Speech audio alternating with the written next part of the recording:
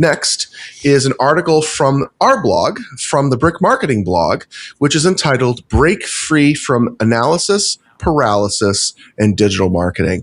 And so this is something, the concept of analysis paralysis, we've seen this for decades, literally for years, regardless of the type of industry and type of client. And really what this means is you report so much, you look at so much data, which is important to do, but you miss the underlying goals of what does the data really need to accomplish. I mean, I've literally been in, kind of these strategic meetings with teams and organizations that they literally get in the weeds so much so that then we spend the next hour, 2 hours on up getting all these minuscule pieces of data, which then at the end of the day, like, was that really necessary? Because it's not helping us make any decisions better than it was if we didn't have it. So the point is, report the things that are important to your business, important to the underlying digital marketing,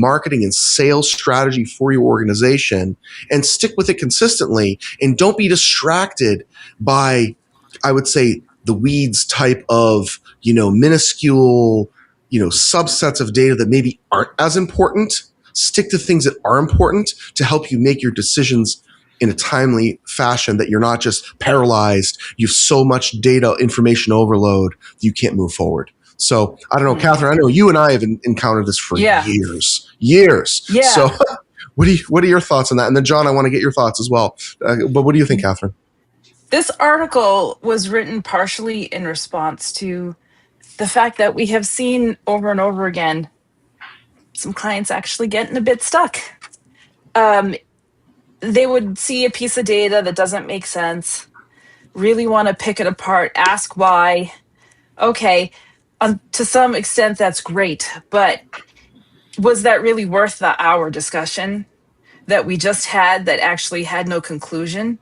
Because look, at the end of the day, the data might not be accurate in the first place. And then you think, what could I have been doing with that hour that would have been better than over talking? Writing an article that you could have put up on your blog, writing a batch of social media posts for the next week. What could you have done with that time? You need to always make sure that no matter what you're analyzing, that you do it and then you move on. And it's really big picture stuff that we're talking is the best way to look at data. If it's taking all day to analyze it, we could have spent our time doing other things. What you need to do is look at what you look at, take in the insights that you take in, and then go on with your life, because you have other things to do, honestly. No need to get stuck. Agreed. Yeah. John, what do you think? And one of the worst things is when people get stuck on like vanity metrics and stuff like that when it comes to analytics, where they're like, oh my gosh, look at all these impressions. Well, what do those impressions get you? And then you look further and it's like, okay, 1 million impressions.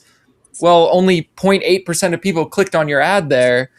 And what did that get for you, right? And it's the same thing with like on YouTube, like YouTube subscribers. It's like, okay, you have 1 million subscribers, but what is the worth of each individual person? Are they good subscribers, or did you somehow trick them into following you, right? So you really need to look at the more important things. I think, this article has which data you really need.